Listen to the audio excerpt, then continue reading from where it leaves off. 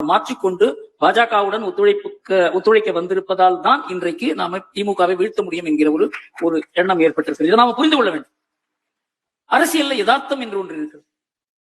எல்லாமே ஐடியலிசம் கிடையாது. பாஜக தனியாக நின்று 10 ஆண்டுகள்ல தமிழ்நாட்டில் எழுச்சி பெற்று வெற்றி பெறும் அப்படி என்றால் நீங்க ஏற்றுக்கொள்வீர்களா? 10 ஆண்டு திமுக இருக்கும்னா நீங்க ஏற்றுக்கொள்வீர்களா? ஏற்றுக்கொள்ள முடியாது. திமுக போயே ஆக வேண்டும் என்றால் அதற்குண்டான உத்திகளை தயார் பண்ணும். அமித்ஷாவை விட இதை பத்தி விஷயம் தெரிஞ்சவங்களை யாரும் இருக்க முடியாது. அவரை மாதிரி நான் மகாராஷ்டிரா எலெக்ஷன்ல 2014 என்கிட்ட உத்தவ் தாக்கரே போன் பண்ணிருக்காரு, சார் அமித்ஷா எங்க இருக்கார் சார், என்னால பார்க்கவே முடியல. அவர் மாத்துங்கால ஒரு சின்ன வீட்டுல இருந்தார் அந்த சமயத்துல. அங்க இருந்துதான் அந்த யுத்திகளை கையாண்டு பாஜக நம்பர் 2 பார்ட்டியா இருந்தது, சிவசேனா நம்பர் 1 பார்ட்டியா இருந்தது. அப்படியே மாற்றினார் அமித்ஷா. இன்றைக்கு பாஜக மகாராஷ்டிராவை கைப்பற்றி இருக்கிறது காரணம் அன்னைக்கு அவர் எடுத்த யுக்தி. அதனால அவருக்கு தெரியும் இது எப்படி. அவர் அதாவது சில பேருக்கு அந்த அஷ்டாவதானி என்று கூறுவார்கள், எல்லா விதமான திறமையும் இருக்கும். அந்த மாதிரி ஒரு திறமை உள்ளவர் தமிழ்நாட்டை கையில் எடுத்திருக்கிற நம்பிக்கையோட இருங்க. அண்ணாமலையும் அவருக்கு ஒத்துழைப்பார். ஏன்னா அண்ணாமலையும் என்னுடைய ஃப்ரெண்ட், அவரோட நான் பேசிக்கிட்டு தான்